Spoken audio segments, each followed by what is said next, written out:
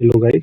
आज हम statistical inference को स्टार्ट करेंगे। तो इसमें हम पहले बेसिक डेफिनेशन टर्म्स वगैरह देखते हैं और फिर बाद में हम एक्चुअल जो काम होता है स्टैटिस्टिकल इन्फरेंस में वो देखेंगे। तो आज हम सिर्फ इस लेक्चर में बेसिक टर्म्स डेफिनेशन देखेंगे और ये बहुत इंपॉर्टेंट टर्म्स वगैरह है, क्योंकि अगर ये समझ आया तो आगे का समझ आएगा, क्योंकि यही सारे टर्म्स हम बार बार यूज करेंगे। तो चलो देखते हैं। अब सबसे पहले देखते हैं रैंडम सैंपल। रैंडम सैंपल क्या होता है?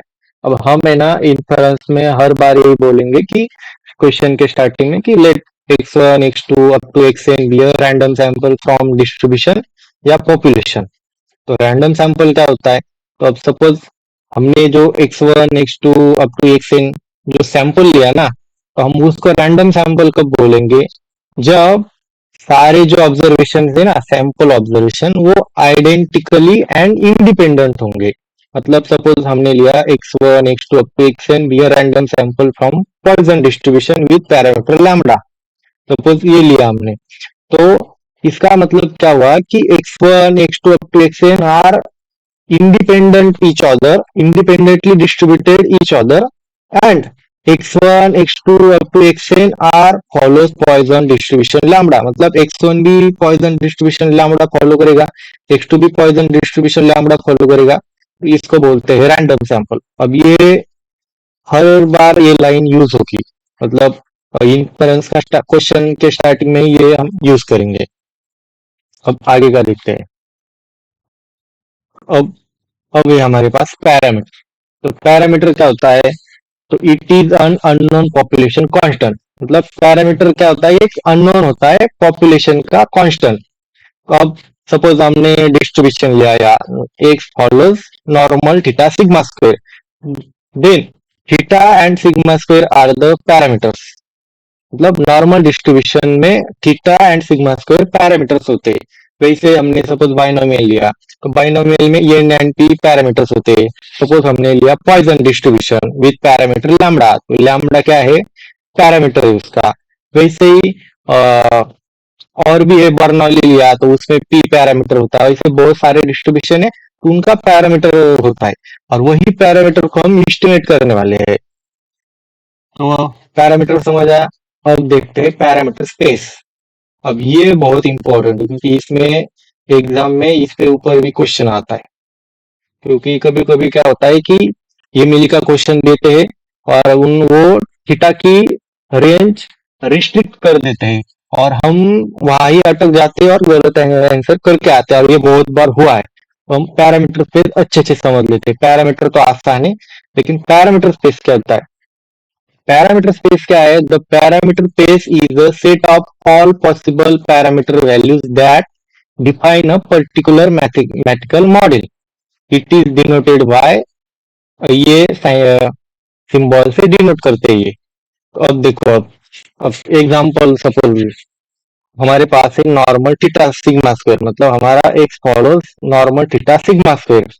अब इसका जो पैरामीटर स्पेस है, तो अब थीटा का पैरामीटर स्पेस अलग है, सिग्मा स्क्वायर का पैरामीटर स्पेस अलग है। तो अब यहाँ थीटा का पैरामीटर स्पेस क्या है नॉर्मल डिस्ट्रीब्यूशन में? Minus infinity to infinity.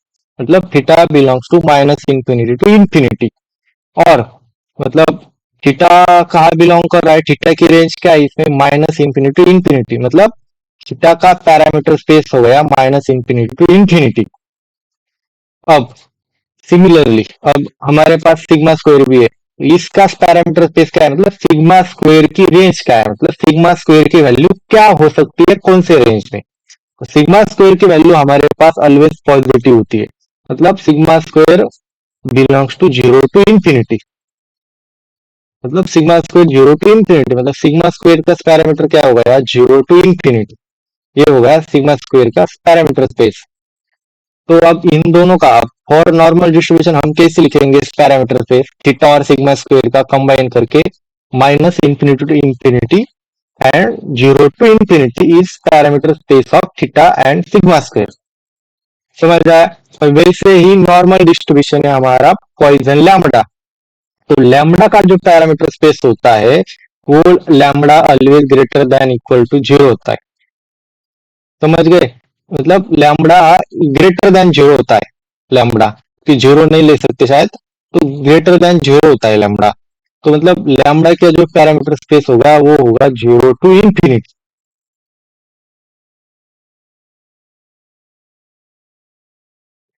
अब देखेंगे स्टैटिस्टिक। अब स्टैटिस्टिक क्या होता है? A function of sample observation is called statistic. मतलब जो हमने सैंपल ऑब्जर्वेशन लिए थे ना, रैंडम सैंपल लिया था ना, उसका अगर कोई फंक्शन लेंगे तो वो होता है स्टैटिस्टिक। सपोज अब यहाँ लिया है T equal to T of X one X two X N, ये स्टैटिस्टिक। सपोज एक्स बार लिया है हमने, एक्स बार क्या है? Function of X one X two up to X N, तो ये X bar is statistic. Suppose ये square है, तो ये भी स्टैटिस्टिक है, क्योंकि ये भी function of X one X two X N का ही है। सपोज अब मैंने लिया टी इक्वल टू, सपोज मैंने लिया x one plus x two plus x three, ये भी स्टैटिस्टिक है। सपोज मैंने लिया एक्स बार स्क्वायर, ये भी स्टैटिस्टिक है। तो इसे हम बहुत सारे मतलब इन्फानाइट बना सकते हैं, मतलब स्टैटिस्टिक। स्टैटिस्टिक मतलब क्या है कि फंक्शन ऑफ सैंपल ऑब्जर्वेशन, वो तो कितने भी बना सकते हैं हम। तो स्टैटिस्टिक समझ आया। अब देखते हैं इस्टिमेटर। इस्टिमेटर क्या होता है? और statistic used to estimate the parameter is called estimator. मतलब इस्टिमेटर भी स्टैटिस्टिक ही है, सिर्फ स्टैटिस्टिक हमने यूज किया है पैरामीटर एस्टिमेट करने के लिए, तो उसको ही हम बोलेंगे इस्टिमेटर। अब सपोज थीटा को एस्टिमेट करने के लिए हमने एक बार यूज किया, तो एक बार क्या हुआ हमारा एस्टिमेटर फॉर थीटा। इन अब वो एग्जांपल नहीं, ये एग्जांपल तो लिया है नहीं हमने। तो अब सपोज एक्स स्क्वायर है, तो ये स्क्वायर क्या है? एक्सपेक्टेशन ऑफ ए स्क्वायर होता है सिग्मा स्क्वायर। तो हम ये बोल सकते हैं कि ये स्क्वायर जो है ना, वो क्या है? हमारा स्टैटिस्टिक है। और ये स्क्वायर हमने सिग्मा स्क्वायर को एस्टिमेट करने के लिए यूज किया, इसलिए हमारा ये स्क्वायर हो गया एस्टिमेटर। वैसे ही बहुत सारे एस्टिमेटर्स होंगे हमारे, बाद में आएंगे unbiased estimator, sufficient estimator, bias estimator. तो एस्टिमेटर समझ आया। और statistic used to estimate the parameter is called estimator. अब आगे देखते हैं। अब ये देखो, ये difference between estimator and estimate देखते हैं। अब एस्टिमेटर तो पता है, statistic used to estimate the parameter is called estimate. लेकिन एस्टिमेट क्या होता है? एस्टिमेट ये होता है कि एस्टिमेटर की जो वैल्यू आई ना, मतलब जो भी कुछ वैल्यू आएगी एस्टिमेटर की, वही होता है एस्टिमेट।